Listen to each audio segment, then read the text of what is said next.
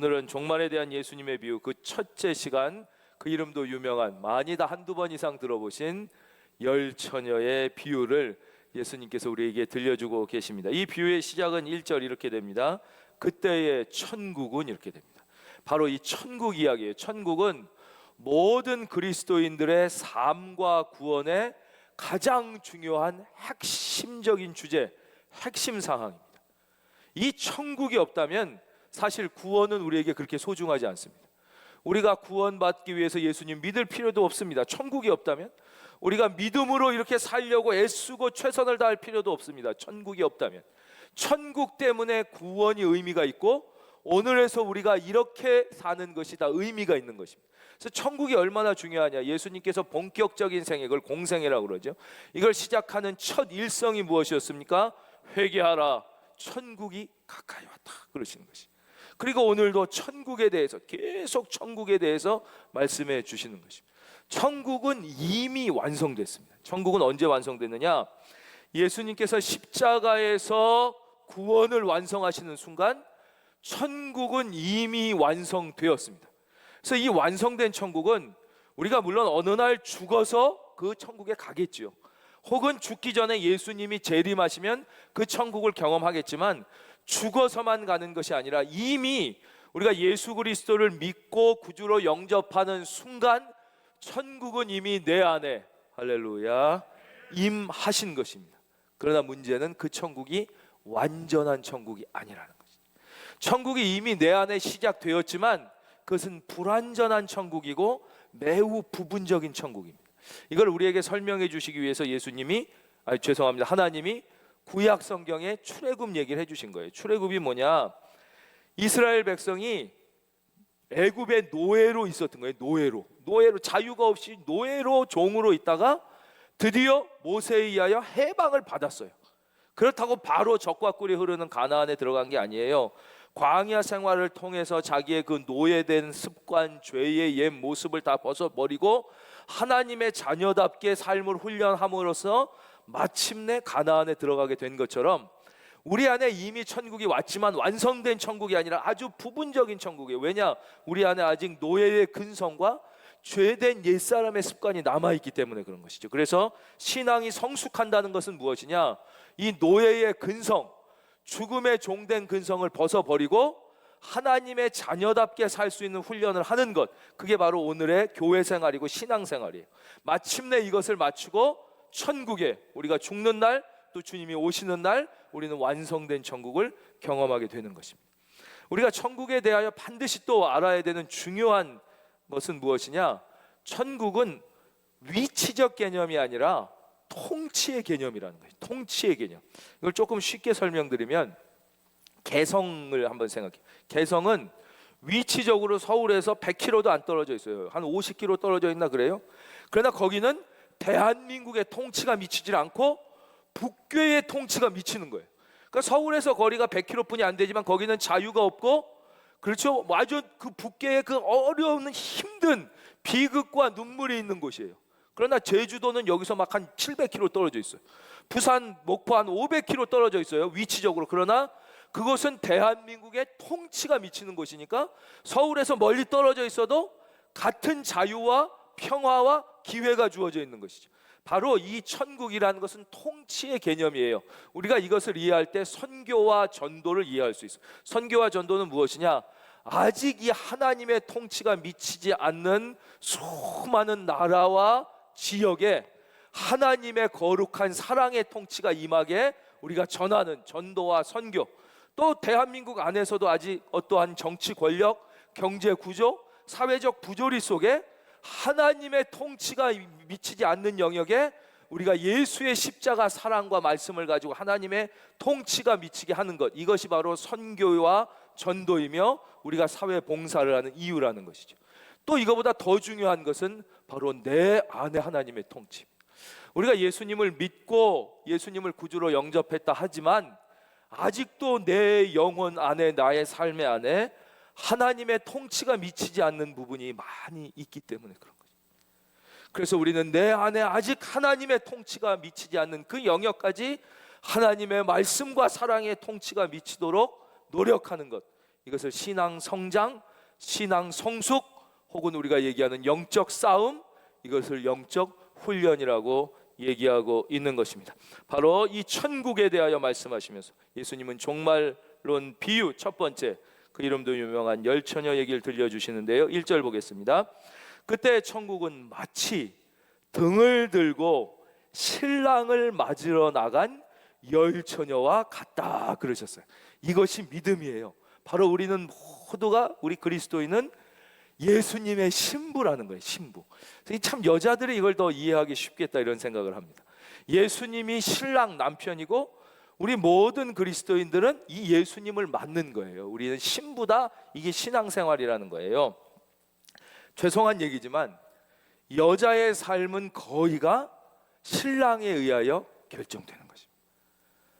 요즘엔 좀 안 그런 경우도 있지만 전통적인 개념에 의하면 여자의 삶은 남편이 누구냐에 의하여 거의 결정이 되는 것입니다.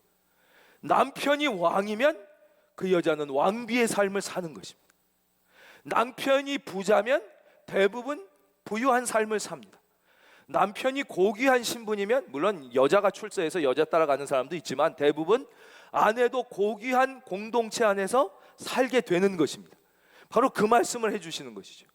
바로 우리의 남편은 누구냐? 우리의 신랑은 예수님이시란 이 말씀을 하시는 것이죠. 예, 물론 여자분들 중에 요즘엔 시대가 다르지 그렇게 이해하실 수 있지만 전통적인 관점에서 여자의 삶의 거의 대부분은 남편에 따라서 남편이 사기꾼이면 사기꾼 부인이고 남편이 대통령이면 영부인이 되는 것이죠. 오늘 예수님 이 말씀을 해주신 이유는 너의 남편, 너의 신랑은 예수님이라는 것이죠. 우리의 신랑은 어떤 분이냐? 만왕의 왕이며 우주의 창조주이며 모든 능력의 최고이신 예수 그리스도. 할렐루야. 근데 이 예수님이 어떤 남편이 왕이거나 대통령이라도 자기만 아는 사람일 수 있습니다. 이기적인 사람이 남편일 수도 있어요. 막 자존심 세우느라고 부부싸움하고 막 아내가 뭐라 그러면 같이 화내고 이런 남편도 있을 수 있습니다. 그러나 우리 예수님은 어떤 남편이냐? 나를 너무나 사랑하셔서 십자가에서 죽기까지 나를 사랑해 주신 그분이 바로 우리의 신랑이라는 것이에요. 그 말씀에, 그러니까 예수 믿는다는 것은 무엇이냐? 바로 이 자부심, 만왕의 왕이며 우주의 창조자, 나를 너무나 사랑해서 나를 위하여 십자가에서 생명까지 아낌없이 내어준 분이 나의 신랑이라는 자부심을 갖고 사는 것, 이런 영적 자부심이 저와 여러분의 자부심이 되시기를 바랍니다. 우리가 오늘 왜 이렇게 힘이 없는 것입니까? 왜 예수를 믿어도 이따위로 사는 것입니까?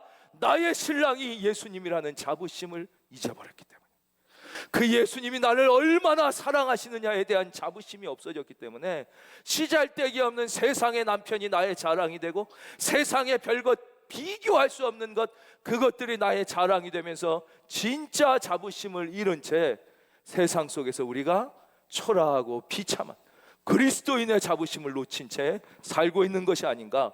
오늘 예수님이 그 말씀을 해주시는 것이죠. 그런데 이 예수님을 남편으로 맡기 위해서는 조건이 있었습니다. 그 조건은 바로 등을 들고 나갔어야 된다는 것이죠. 그때 천국은 마치 등을 들고 신랑을 맞으러 나간 열처녀와 같다 그랬습니다. 이 등이란 무엇인가?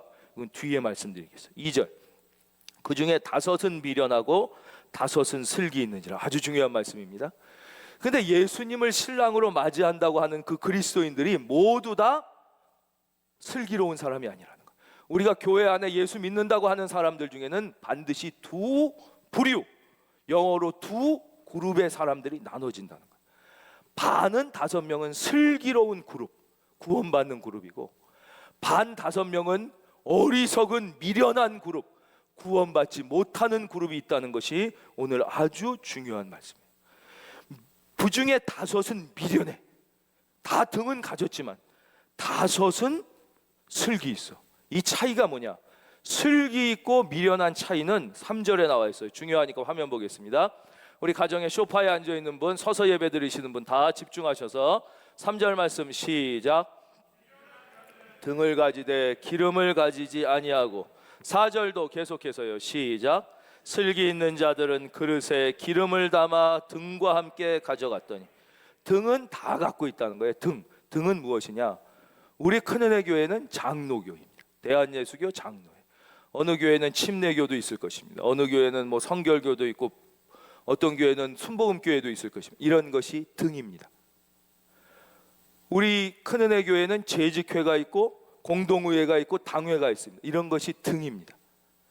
이 등은 여러분 개개인으로 하면 여러분들은 집사님도 계시고 권사님도 계시고 그냥 성도님도 계시고 목사도 있고 전도사도 있고 권사님도 계십니다. 이것이 등입니다. 등은 우리가 예수 믿는다고 결정하는 순간 다 가진 것입니다. 등은, 그러나 이 등은 필요 조건은 되지만 충분조, 즉 등은 다 있어요. 등 없이 구원받지는 못해요. 다 교회를 통하여 우리가 예수님을 만나기 시작한 거예요. 예수님을 알기 시작한 거지만 등만 갖고는 안 된다는 것이에요. 우리 교회가 재직회가 있고 공동의회가 있고 대한예수교 장로회에 속해져 있고 뭐 B교회는 뭐 순복음, 이건 등이에요. 어떤 분은 권사님이고 어떤 분은 집사님이고 어떤 분은 그냥 성도님이고 누구는 목사고 누구는 찬양대고 누구는 교회학교 교사고 누구는 차량 안내원이고, 이건 다 등이에요. 중요한 것은 기름입니다. 등은 다 있는데 기름은 형식이 아니라 내용을 의미하는 것입니다.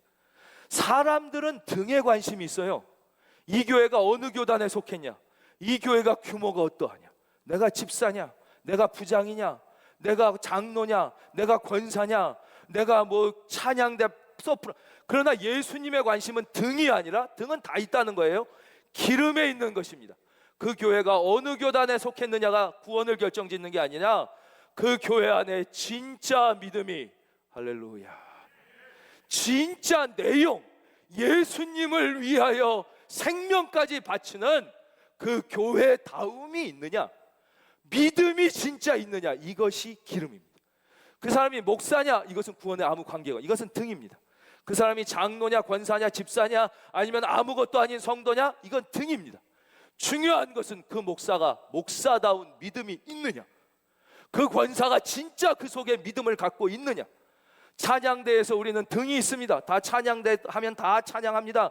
믿음이 없는 사람도 악보 따라 부르고 예수 위하여 생명을 드릴 수 있는 사람도 악보 따라 부릅니다. 등은 별거 아닙니다. 그러나 우리는 등에 관심이 있어서 누가 더 노래를 잘하느냐에 관심이 있어요.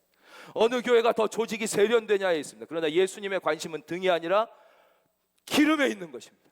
어떻게 찬양을 잘하느냐, 악보가 잘 어울리느냐, 교회학교 교사를 얼마나 세련되게 하느냐가 아니라 그 찬양대, 그 교사의, 그 안내위원의 마음에 예수님을 진짜 사랑하는, 있으신 분은 아멘, 그 사랑이 있는, 그것이 기름이라.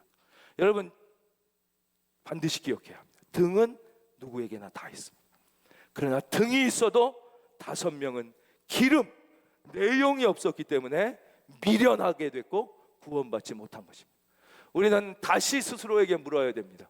나는 등만 있고 기름이 있지 않은 것은 아닌가? 과연 나는 진짜 마지막 때에 주님의 이 나팔 불 때 공중으로 들려 주님의 천국 잔치에 참여할 수 있는 기름을 가지고 있는가? 이것이 오늘 이 10처녀의 비유를 우리에게 들려주시는, 하나님이 개개인에게 들려주시는 말씀의 핵심인 것입니다.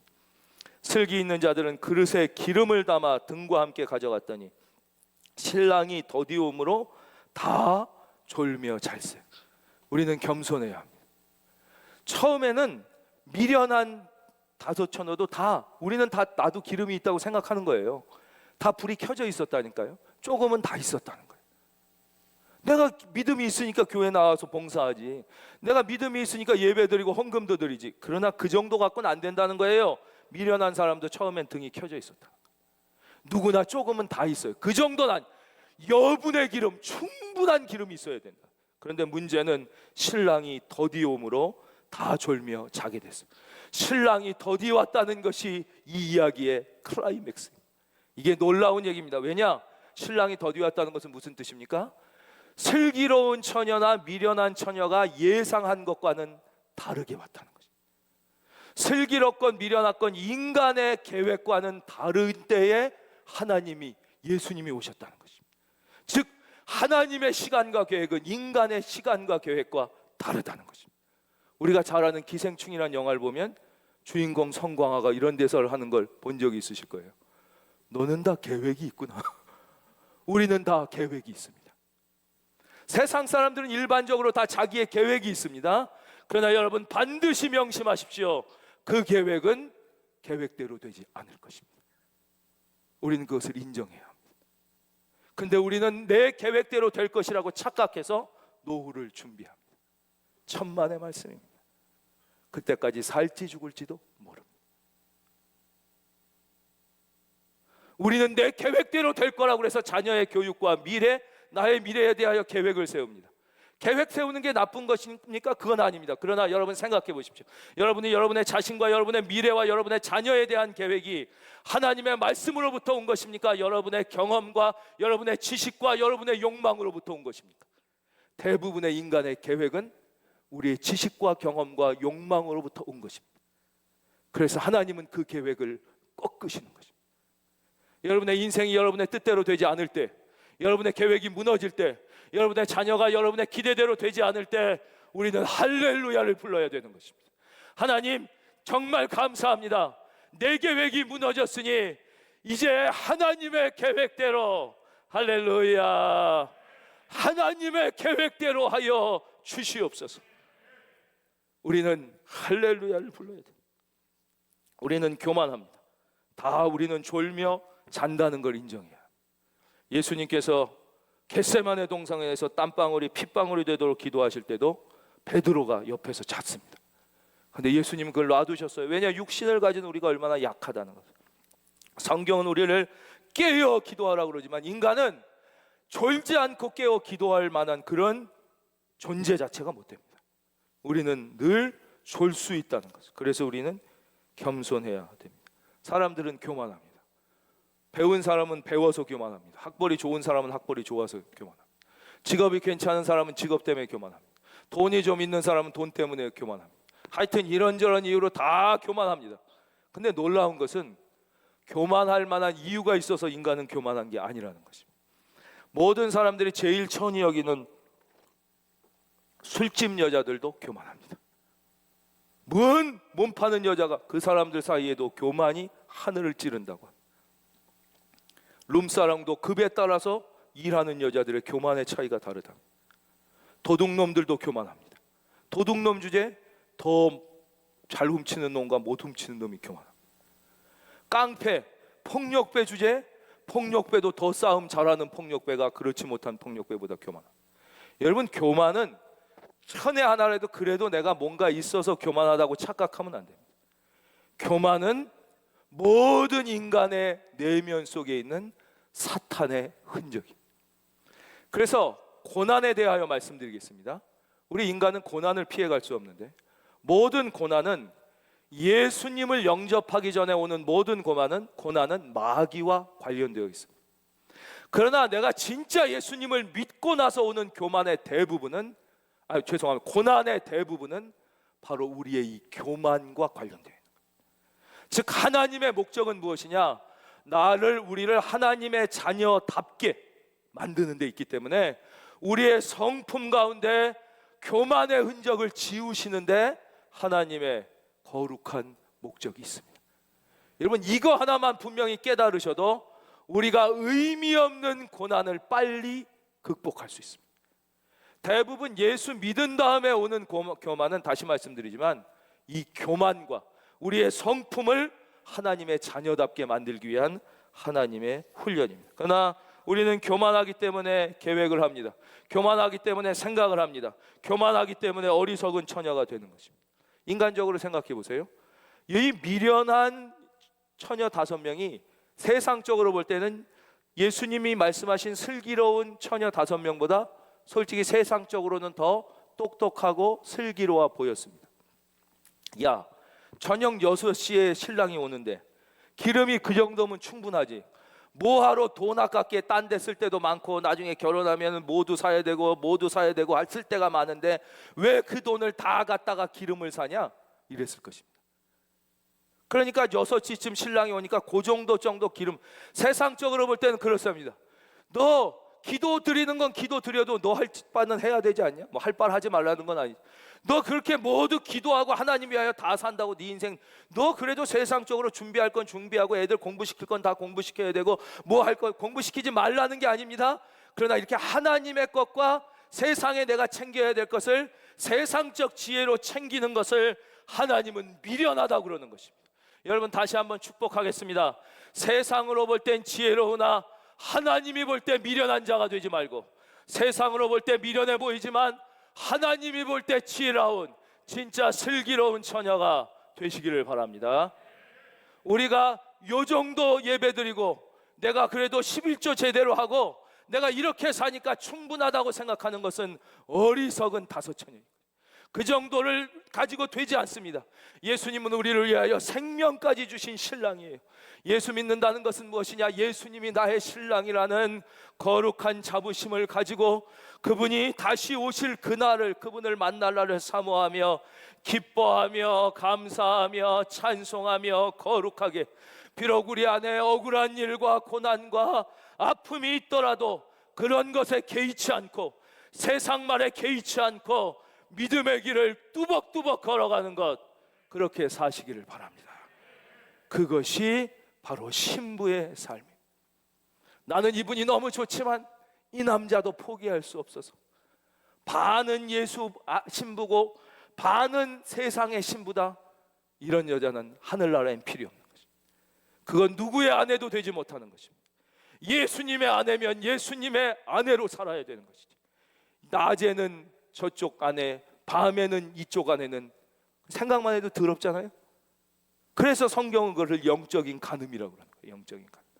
남이 우리가 생각할 때 그 더러운 사람들이만 간음하는 게 아니라 우리가 온전한 마음을 들이지 못할 때 우리가 지금 영적으로 간음하고 있다는 것을 알아야 돼요. 여러분, 죄악의 자리에서 은혜의 자리로 옮기는 역사가 있을지어다. 계속 보겠습니다. 밤중에 소리가 나되 보라, 신랑이로다, 맞으러 나오라 하며 이에 그 처녀들이 다 일어나 등을 준비할세.